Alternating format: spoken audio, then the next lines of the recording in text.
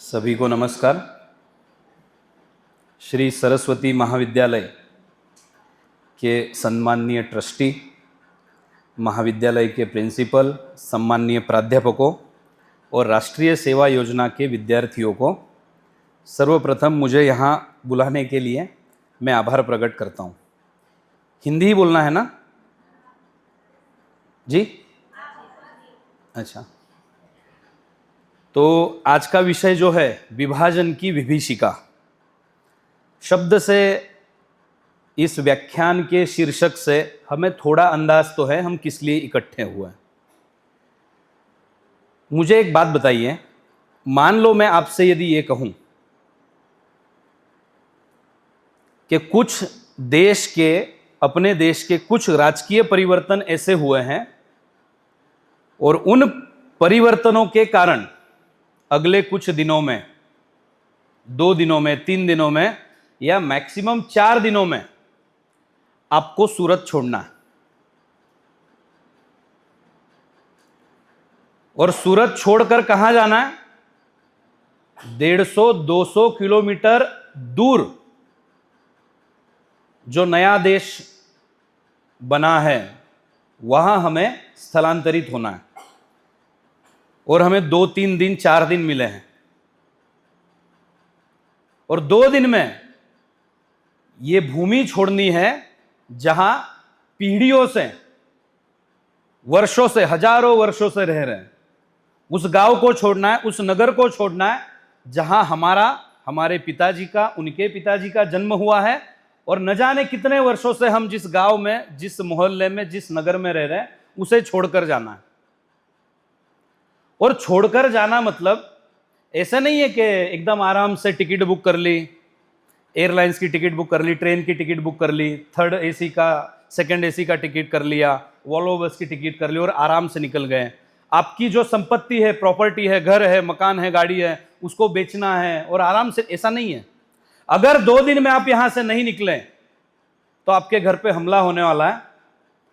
आपके घर की महिलाओं के साथ, आपके घर की बच्चियों के साथ रेप होना तो सामान्य है, उससे अधिक अमानवीय घटना होगी ही, हो सकती ही नहीं, होगी ही। ऐसी स्थिति में हमें 2 दिन में निकलना है। 2 क्षण के लिए ऐसी स्थिति की कल्पना करें। हमारे देश को 15 अगस्त 1947 के दिन स्वतंत्र मिला। उसके पहले 200 वर्ष हमारे देश में, हमारा देश अंग्रेजों के आधिपत्य में था। उसके 600, 700, 800 साल पहले जो परकीय इस्लामिक आक्रांता थे, बाबर, अकबर, हुमायूं, औरंगजेब, हम सबके नाम जानते हैं, बख्तियार अली खिलजी, चंगेज खान, न जाने कितने आक्रांता, ऐसे करके 1000 वर्ष तक लगभग हम पराधीन रहे, दूसरों के अधीन रहे। और फिर 15 अगस्त को अंग्रेजों ने कहा कि अब हमसे ये देश संभलता नहीं। द्वितीय विश्व युद्ध की परिस्थितियां थी, कई सारे विषय थे। उन्होंने कहा अब हम ये देश छोड़ के जा रहे हैं। हमने सशस्त्र क्रांति की, न जाने कितने महापुरुषों ने अपनी मातृभूमि को स्वतंत्रता दिलाने के लिए अपने प्राणों की आहुति दी, हम सब जानते हैं। परिणाम स्वरूप 15 अगस्त को अंग्रेज जाएंगे ऐसा तय हुआ। लेकिन अंग्रेजों ने क्या किया? उन्होंने कहा हमने ये देश जैसे लिया है हम वैसे वापस देंगे। हमने रजवाड़े लिए, 1 by 1 लिया है, तो 565 से अधिक रजवाड़े अलग करके जाएंगे और 2 देश बनेंगे। एक बनेगा जो भारत था ही, और एक नया देश बनेगा जिसका नाम सोचा गया था पाकिस्तान। कई लोग कहते हैं कि अंग्रेजों ने पाकिस्तान बनाया, अंग्रेजों ने भारत का विभाजन किया। हमने भी यही सुना, अंग्रेजों ने भारत का विभाजन किया। इस बात में रत्ती भर सत्यता नहीं है। कदाचित आप पहली बार ये सुन रहे होंगे, लेकिन मेरा जो अध्ययन है, मैंने जो पढ़ा है, मैंने जो समझा है, मैं उसके आधार पर बोल रहा हूं। अंग्रेजों ने भारत का विभाजन नहीं किया। भारत का विभाजन उसी दिन तय हो गया था जिस दिन भारत की सीमा पर पहला विदेशी आक्रमण हुआ था। भारत पर 2000 वर्ष पहले से परकीय आक्रमण हुए हैं। वो चाहे साइरस का आक्रमण हो, अलेक्जेंडर का आक्रमण हो, शको का आक्रमण हो, हुनो का आक्रमण हो, ऐसे कई आक्रमण हुए। हमने उस आक्रमणों को मैदान में हराया और उसके बाद विमर्श में भी हराया, हम उनको पचा गए। लेकिन जो इस्लामिक आक्रमण भारत पे हुआ, अंग्रेजों के स्वरूप में जो चर्च का क्रिश्चियन आक्रमण भारत में हुआ, वो केवल राजनीतिक आक्रमण नहीं था, एक राज्य का दूसरे राज्य पर किया हुआ आक्रमण नहीं था, वो सांस्कृतिक आक्रमण था।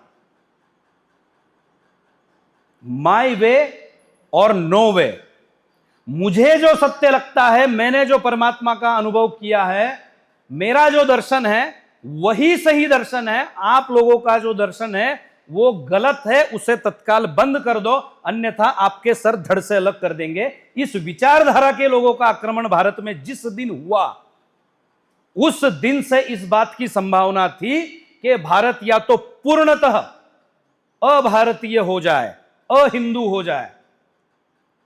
वैसा तो हो नहीं पाया, हमारे पूर्वज उसके लिए लड़े, लेकिन कुछ कमियां हमारी रही। हमारे समाज की राष्ट्रीय चेतना का कहीं क्षय हुआ, उसके परिणाम स्वरूप कोई मोहम्मद अली जिन्ना खड़ा होकर के कहता है कि हम हिंदुओं के साथ नहीं रह सकते। और जब हमारे समाज की आज की स्थिति भी देखो, जब कोई हिंदू शब्द का उच्चारण करता है तो उसे सांप्रदायिक संकीर्ण माना जाता है। लेकिन मैं नहीं कह रहा, जिस अल्लामा इकबाल ने, मोहम्मद अली जिन्ना ने टू नेशन थ्योरी की बात की और यह कहा कि हम हिंदुओं के साथ भारत में नहीं रह सकते, उसकी आर्ग्यूमेंट क्या है? अलग देश की डिमांड का फाउंडेशन क्या है, आधार क्या है? सारे जहां से अच्छा हिंदुस्तान हमारा लिखने वाला मोहम्मद इकबाल बाद में क्या लिखता है? मुसलमान हैं हम, वतन सारा जहां हमारा। अभी वो पाकिस्तान का आर्मी जनरल मुनीर, नाम सुना है? मुनीर ने यूरोप में रहने वाले पाकिस्तानियों के सामने एक लेक्चर दिया, यूट्यूब पर अवेलेबल है, सुनना। वो क्या कह रहा है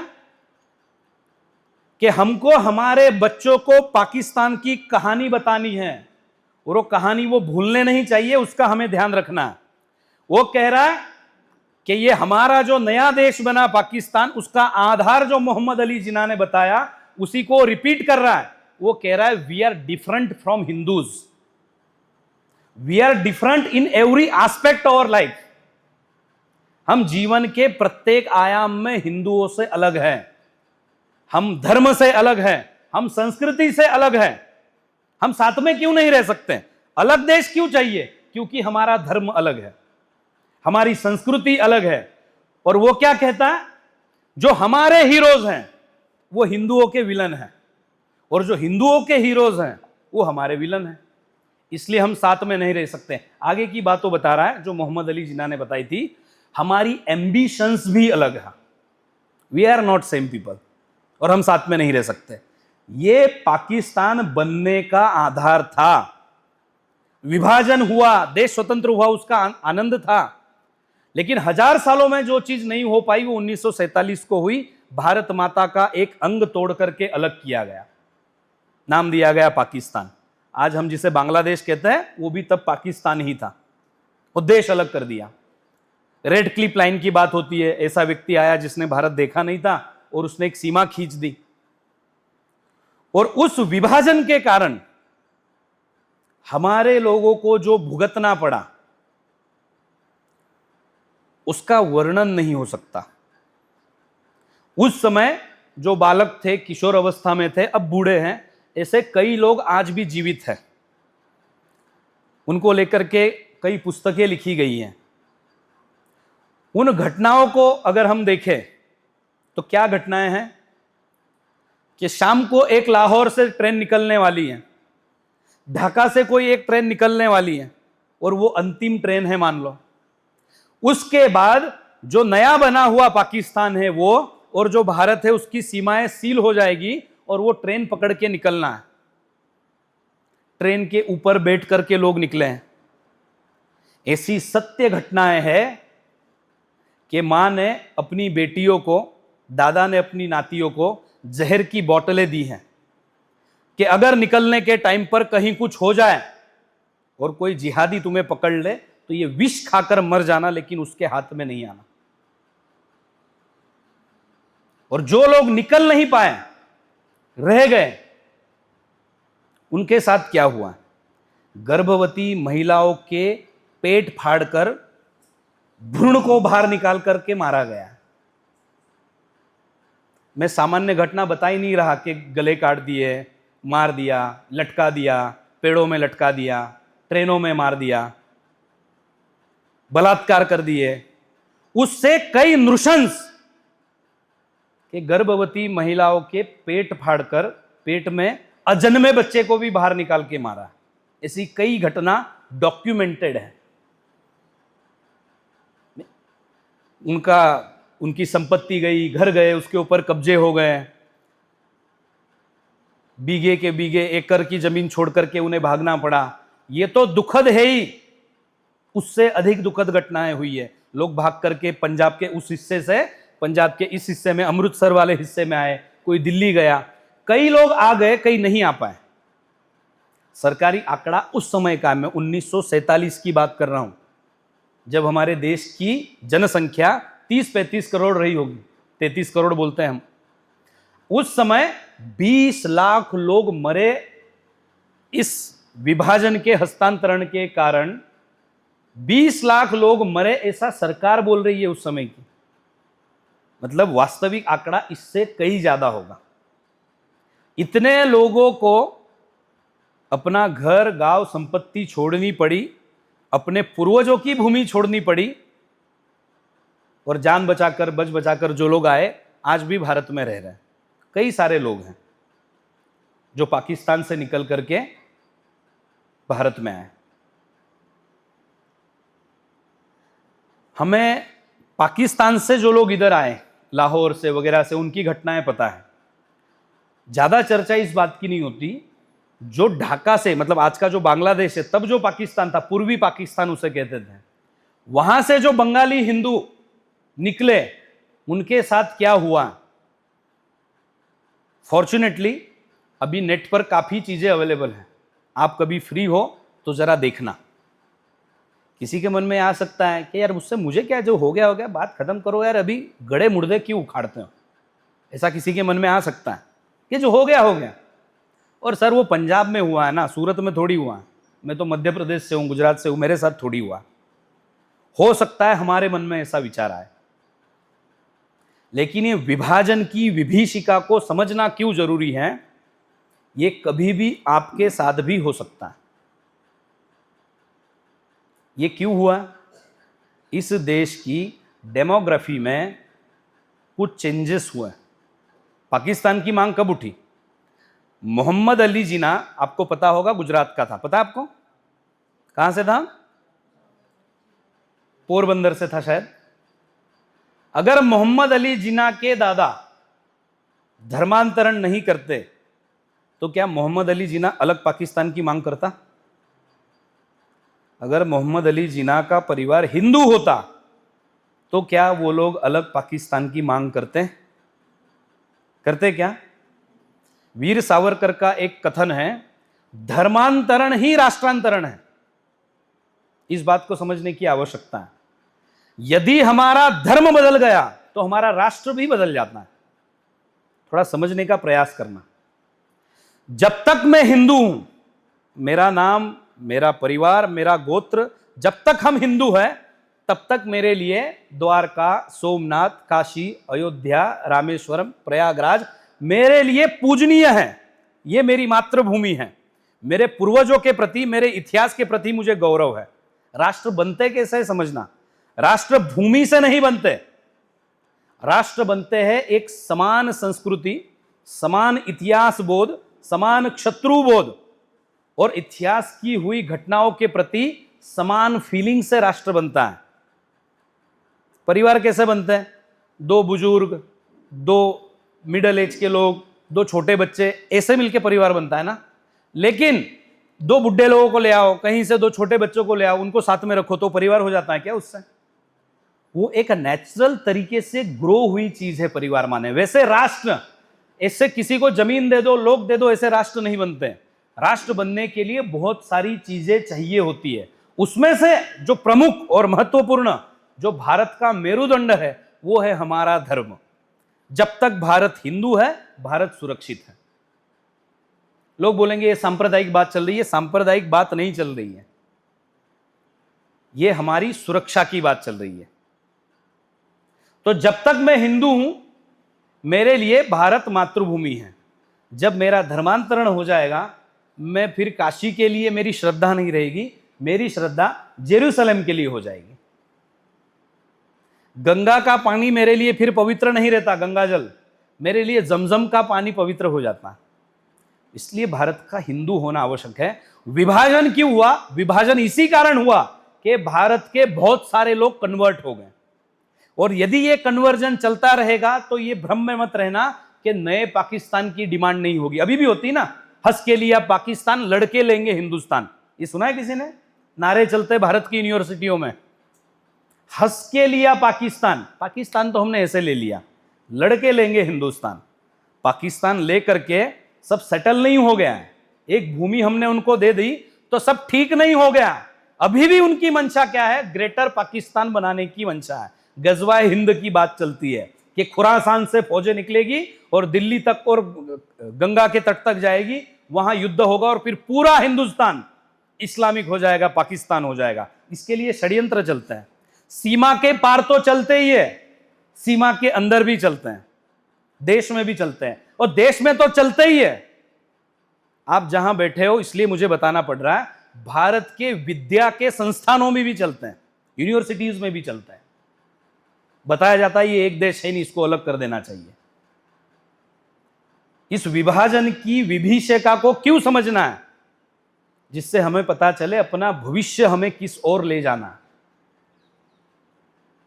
अब विभाजन तो हो गया, इतनी बड़ी भूमि चली गई, लाखों लोग तड़प करके मरे, और जो जीवित बचे हैं अपने बुढ़ापे के अंतिम दिनों तक उनके मन में वो टीस है। जो बचपन में घटनाएं देखी, अपनी मां का अपनी आंखों के सामने होता हुआ बलात्कार जिसने देखा है, जिस मां ने अपनी 17-18 साल की 16 साल की बच्ची का हरण होते हुए देखा है, वो बूढ़ा भारत में आकर के भी, बूढ़े होकर के भी उनके मन में वो दुख, वो वेदना, वो पीड़ा जो कि त्यों है, वो सब भुगत करके भी ये जितना दुखद है उससे अधिक दुखद क्या है पता? हमने इस घटना को, इस विभाजन को हमने स्वीकार कर लिया है कि ठीक है जे થઈ ગયું હવે શું કરી શકીએ। हमने मान लिया कि अब जो होगा वो हो गया। मन में ये प्रश्न भी आ सकता है कि अब क्या कर सकते हैं, अब जो हो गया भाई, 70-80 साल पुरानी घटना, अब हम उसमें क्या कर सकते हैं। भारत के दो हिस्से हुए, ये जितना दुखद है, हृदय विदारक है, उससे अधिक गंभीर, अधिक हृदय विदारक है हमने ये मान लिया कि ठीक है जो होना था हो गया। तो क्या करें? जर्मनी का भी तो विभाजन हुआ था ना विश्व युद्ध के समय। कोई कल्पना कर सकता था कि जर्मनी फिर से एक होगा? पता है कि नहीं? लेकिन जर्मनी एक हुआ। जैसे भारत का विभाजन हुआ, ऐसे जर्मनी का भी विभाजन हुआ था। मैं इसलिए बता रहा हूं कि हम ये ना सोचे कि अब इसे ठीक नहीं किया जा सकता। किया जा सकता है। कैसे किया जा सकता है वो भी मैं बताऊंगा। 2000 वर्ष से अधिक इजरायली लोग अपनी मातृभूमि से दूर रहे, जिनको हम यहूदी बोलते हैं ना, जूज। यहूदी लोग इजराइल से 2000 वर्ष, सोलेमन का आक्रमण हुआ उसके 2000 साल तक ये लोग अपनी मातृभूमि से दूर रहे। कोई यूरोप में रहा, कुछ भारत में भी है, बेने इजराइल बोलते हैं उसको, मुंबई और इस कोस्टल एरियाज में रहते हैं। पूरी दुनिया के अलग अलग हिस्सों में रहे 2000 वर्ष तक। हमारे पास तो 60-70% भूमि अभी भी है ना भारत के रूप में, उनके पास तो 1 इंच भूमि नहीं थी, लेकिन उन्होंने पूरा देश वापस लिया। कैसे लिया? बहुत बड़ी सेना थी क्या उनके पास? पूरा देश विस्थापित है। कोई यूरोप में रह रहा है, कोई जापान में रह रहा है, कोई भारत में रह रहा है, कोई चीन में रह रहा है, कोई रशिया में रह रहा है। जहां जगह मिली वहां लोग भाग भाग के गए और शरण ली। 2000 साल तक मातृभूमि से दूर रहे, लेकिन 2000 साल बाद अपनी पूर्ण मातृभूमि वापस ली। कैसे ली? तो एक अच्छी एक घटना बताते हैं। इनके रबी होते हैं, धर्मगुरु, रबी बोलते हैं उसको। उनको किसी ने पूछा कि आपको लगता है आप इजराइल वापस जाओगे? तो उन्होंने कहा हाँ, एक ना एक दिन हम जरूर वापस जाएंगे। ये लोग एक दूसरे को जब मिलते थे, नेक्स्ट ईयर इन जेरूसलेम ऐसा बोलते थे। जब हम एक दूसरे को मिलते हैं, हाँ हेलो राम राम बोलते हैं ना, ये लोग एक दूसरे को बोलते थे नेक्स्ट ईयर इन जेरूसलेम, मतलब अगले साल हम जेरूसलेम में मिलेंगे, इजराइल में मिलेंगे। ये क्या है? मूर्खता नहीं है क्या? सेना नहीं है, शस्त्र नहीं है, देश नहीं है, कोई फंड नहीं है, कोई राजा नहीं है, कोई सरकार नहीं है, इजराइल वापस कैसे जाओगे? लेकिन वो लोग तो गए। ऐतिहासिक तथ्य है। कैसे गए? क्योंकि 2000 साल अपनी मातृभूमि से दूर रहने के बाद भी उन्होंने अपने स्वप्न को, अपनी महत्वाकांक्षा को मरने नहीं दिया, इसलिए ये लोग वापस जा पाए। 2000 साल में इनकी कितनी पीढ़ियां गुजर गई होगी? हमारी तो 2-4 पीढ़ी गई है, जिन्होंने वो देखा है, अंग्रेजों का कालखंड देखा है, मुगलों का कालखंड देखा। अब हम भूल गए।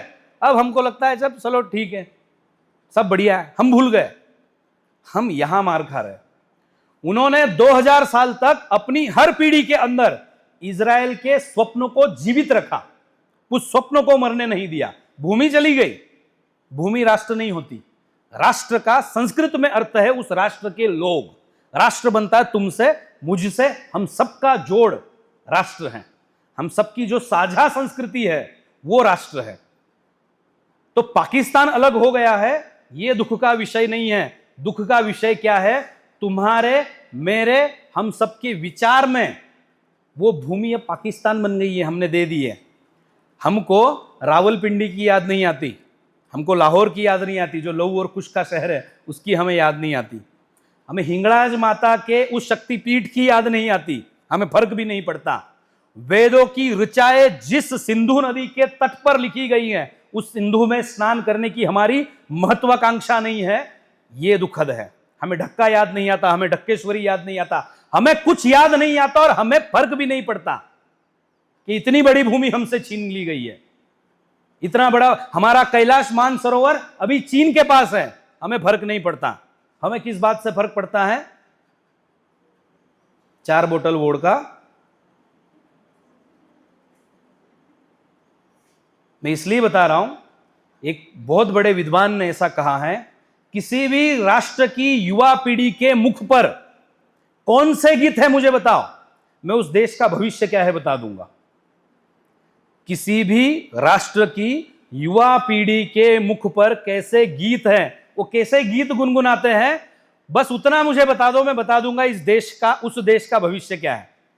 तो हमारी पीढ़ी के मुख पर क्या गीत है? हम जब 4 युवा इकट्ठे होते हैं तो हमारा डिस्कशन का टॉपिक क्या होता है? उस डिस्कशंस में कभी यह होता है एक ना एक दिन हम वापस लाहौर लेंगे, ऐसा होता है क्या? एक ना एक दिन चीन से हम कैलाश मानसरोवर वापस लेंगे, ऐसा होता है क्या? तो कैसे हम वापस लेंगे? आज नहीं 100 साल बाद, 100 साल बाद नहीं 1000 साल बाद भी हम भारत को पुनः अखंड बनाएंगे। ये अपना संकल्प, चर्चा, डिस्कशन में है क्या? हमारा ऑब्जेक्टिव है क्या? हमारी सोच है क्या? बोलोगे सर अभी तो पढ़ना है, नौकरी करनी है, अच्छी शादी करनी है, परिवार सेटल करना है, 5 डिजिट की नौकरी चाहिए। कुछ गलत नहीं है, ये भी हमारे जीवन का ही अंग है। एक अच्छा परिवार हो, अच्छी पत्नी हो, अच्छा पति हो, सुखी परिवार हो, अच्छी इनकम हो, ये सब तो हमें चाहिए ही, इसमें कुछ गलत नहीं है। गलत है कि केवल इतना ही हमारे स्मरण में है, इतना ही चाहिए हमको। होना यह चाहिए कि मैं अच्छी नौकरी, व्यवसाय करूंगा, सक्षम बनूंगा, समर्थ बनूंगा, धनवान बनूंगा, सामाजिक, राजकीय, राष्ट्रीय दृष्टि से शक्तिशाली बनूंगा, खूब पैसे कमाऊंगा, लेकिन मैं सिंध को नहीं भूलूंगा। ये अपना एटीट्यूड होना चाहिए, ये अपनी सोच होनी चाहिए। अभी चल रहा है जेंजी जेंजी जेंजी। क्या है जेंजी? आप लोग, आपकी जनरेशन, हम और आपके पिताजी की जनरेशन, जब वो किशोर अवस्था में रहे होंगे ना, आपके जैसे ही थे। आप कोई मंगल ग्रह से नहीं आए, यही क्यों? कोई देखो, ये यूरोप हमें एक टर्मिनोलॉजी देता है, एक टर्म देता है, और हम उसमें आ जाते हैं। जेंजी ऐसा हो गया है कि ये समाज ही अलग है। जेंजी ऐसा है क्या? आप लोग अलग हो क्या? जेंजी वगैरह कुछ नहीं होता। हम सब इस सनातन हिंदू राष्ट्र की युवा पीढ़ी है बस, और कुछ नहीं है। और इसका हमें गौरव लेना है। क्यों गौरव लेना है? कि हम पृथ्वी का सबसे प्राचीन देश है। ये बताया आपको, दुनिया में जितनी सभ्यताएं हुई, उन सब सभ्यताओं में केवल जीवित एकमात्र सभ्यता है, हम उसके ध्वजवाहक हैं। भगवान राम और मां सीता का विवाह जिस मंत्रों में हुआ था, जिन मंत्रों से हुआ था, हमारे यहां आज भी विवाह उन्हीं मंत्रों से होता है।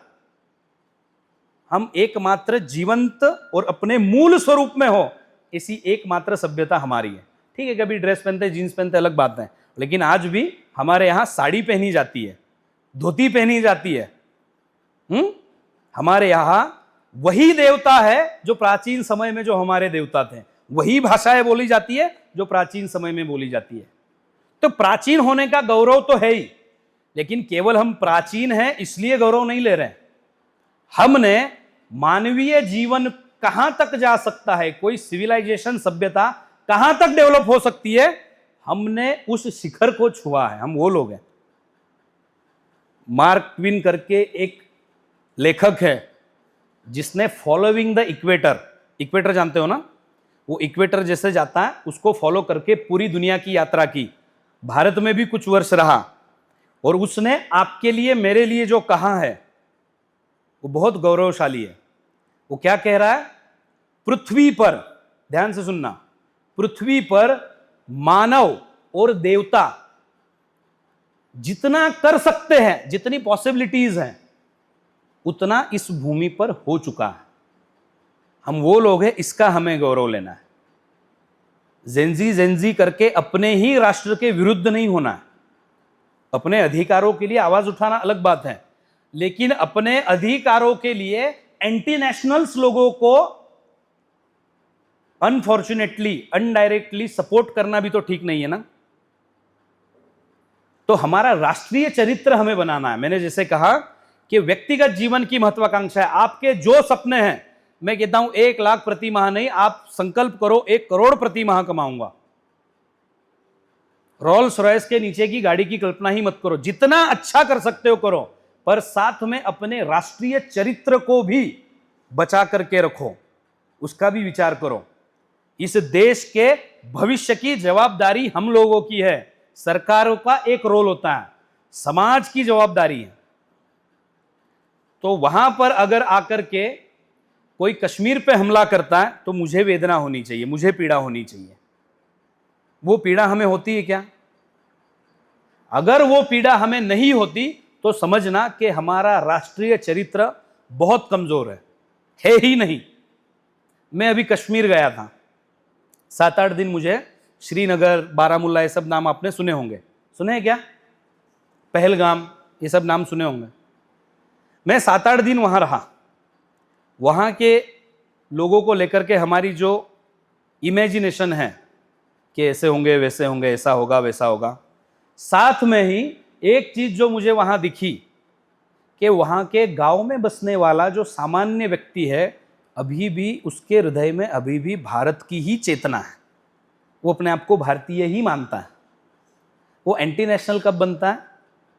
जब वो ऐसे लोगों के संपर्क में आता है, उसे ऐसी चीजें जब बताई जाती है कि भाई तू तो मुसलमान है और तेरा काम है भारत के विरुद्ध जिहाद करना, तब वो भारत विरोधी होता है। बाकी वो लोग भी तो पता है ना आपको, हिंदू ही है। प्राचीन समय में वो लोग कश्मीरी पंडित हम जिनको बोलते, कौन लोग है वो? आज भी उनके सरनेम देख लो आप, वानी, बट माने हम यहां जो भट्ट बोलते हैं उसका अपभ्रंश है भट्ट, यही सरनेम है। और क्या सरनेम है? कौन है वो लोग? अपने ही लोग हैं। हुआ क्या है? आदि शंकराचार्य का वहां मंदिर है, खीर भवानी का मंदिर है, अमरनाथ वहां पे है। इसका मतलब क्या है? अपनी भूमि है। पाकिस्तान तो हम भूल ही गए, हम कश्मीर भी भूल गए। हमको लगता है वहां जाएंगे तो हमें मार देंगे, और हम अपने आप को इतना कमजोर समझते हैं कि हमको लगता है हम जाएंगे और मर जाएंगे, और वो लोग बहुत शक्तिशाली है। ऐसा कुछ नहीं है। अभी भारत सरकार ने बहुत बढ़िया काम किया वहां पे। तो ये बात इसलिए बता रहा हूं कि एक राष्ट्रीय चरित्र होना चाहिए। हमें कश्मीर की चिंता होनी चाहिए, हमें बंगाल की चिंता होनी चाहिए, हमें पाकिस्तान में रह रहे अपने जो भाई है उनकी चिंता होनी चाहिए। और हमें यह समझना है इस देश के भविष्य की जवाबदारी किसकी है? हमारी है। और यदि हम इतना कर ले, हम इसे एस्टैब्लिश्ड फैक्ट मानना बंद कर दे कि अभी पाकिस्तान अलग हो गया, अब कुछ नहीं हो सकता, सब कुछ हो सकता है, पाकिस्तान भी अंदर आ सकता है और पाकिस्तान के बाजू वाला देश भी अंदर आ सकता है। बात यह है हमारी धमनियों का रक्त उबाल करता है कि नहीं, हमारी धमनियों का रक्त क्रोध से, एग्रेशन से बहता है कि नहीं, इस पर डिपेंड है। और उस समय जो विभाजन हुआ, महर्षि अरविंद ने कहा कि यह विभाजन अप्राकृतिक है। अप्राकृतिक का क्या मतलब? प्रकृति के विरुद्ध है। यह कुछ समय के लिए रहेगा, फिर अपने आप ठीक हो जाएगा। क्यों? क्योंकि वो अप्राकृतिक है, और अप्राकृतिक चीज ज्यादा समय तक चलती नहीं है। ढक्का में रहने वाला व्यक्ति 1947 तक कौन था? ढाका ना, ढाका, वहां रहने वाला व्यक्ति 1947 तक कौन था? भारतीय था ना, भारतीय था ना विभाजन के पहले। 47 के बाद वही व्यक्ति पाकिस्तानी बना, ठीक है। 71 में वही व्यक्ति बांग्लादेशी बना। 47 तक भारतीय था, 47 के बाद बांग्लादेशी बना, पाकिस्तानी बना, और 71 में बांग्लादेशी बना। क्या पता 2035 में वो पुनः भारतीय बन जाए। आपके मन में स्वप्न, संकल्प और राष्ट्रीय चरित्र हो तो यह सहज संभव है। विभाजन की विभीषिका का स्मरण और अखंड भारत का संकल्प करने के लिए हम यहां एकत्रित हुए हैं। हो सकता है हमारी आंखों के सामने ये ना हो, कोई बात नहीं, हम अपनी अगली पीढ़ी को यह स्वप्न हस्तांतरित करेंगे। हमारे हिस्से में जो काम है वो काम हम पूरा करेंगे। मान लो वहां तक नहीं हुआ तो अगली पीढ़ी को यह संकल्प, यह स्वप्न देंगे। उनसे भी नहीं हुआ तो वो उसकी अगली पीढ़ी को देंगे। क्या दिक्कत है? हमने एक राम मंदिर के लिए 500 वर्ष तक लड़ाई की, पता है ना। जब बाबर ने राम मंदिर तोड़ा और जब राम मंदिर बना, इस बीच में 500 वर्ष का अंतर है। हम 500 साल तक राम को भूले नहीं। हमने क्या कहा? एक नगरी है पुण्य अयोध्या, है ना, वही जन्मभूमि है। बोलो आगे। हमने ये याद रखा, एक भूमि है अयोध्या नाम की, वही जन्मभूमि है। ये हमारे समाज में गया ना। हमने ये नहीं बोला वे जे थे गयु जतु करो। हमने उस स्वप्न को जिंदा रखा 500 साल तक। जिनके हिस्से जो लड़ाई आई वो की और हमें अब सफलता मिली। तो अखंड भारत भी बनेगा। क्यों बनेगा? कि जो लोग आज पाकिस्तान में रह रहे हैं, पाकिस्तान ऑक्यूपाइड कश्मीर में रह रहे हैं, बांग्लादेश में रह रहे हैं, वो लोग बहुत सुखी हो गए क्या? भीख मंगे हो गए। अब उनको ध्यान में आ रहा है कि ये गलती हो गई हमारे से। भारत में रहते हैं तो आज समृद्ध होते, सुखी होते हैं, और कुछ होता ना होता सेफ रहते हैं। अफगानिस्तान में क्या हुआ पता है ना? एरोप्लेन से लटक लटक के लोग भागे थे बीच में, जब तालिबान की सत्ता वहां आई थी, पता है कि नहीं? एरोप्लेन से लटक के लोग भागे। तो भारत को सुरक्षित रखना है, भारत को सशक्त रखना है, तो आपको अपनी चेतना को जगाना होगा, राष्ट्रीय चरित्र को जगाना होगा। इतना करने से सब हो जाएगा। ठीक है? तो ये करेंगे कि नहीं करेंगे आप? क्या करेंगे? कुछ नहीं करना है। अपने फ्रेंड सर्कल में जब इकट्ठा हो तो राष्ट्र से संबंधित विषयों की 10-15 मिनट चर्चा करनी, और कुछ नहीं करना। हम जब इकट्ठे हो तो हम कुछ एक टॉपिक पर अच्छा अध्ययन करके इकट्ठे हो। बाकी सब चर्चा करो ना, इसको मिलना उसको मिलना, ये सब चलने दो। साथ में इतना जोड़ दो, इतना करने से सब हो जाएगा। आप करोगे? 2 लोग करेंगे, बाकी लोग क्या करेंगे? करोगे? अब 30% लोग करेंगे, ऐसा हो गया। करोगे? करोगे? सब लोग करेंगे। एक ना एक दिन इस जन्म में या अगले जन्म में, हो सकता है कब पता नहीं, लेकिन सिंधु के तट पर फिर मिलेंगे। वंदे मातरम, भारत माता की जय।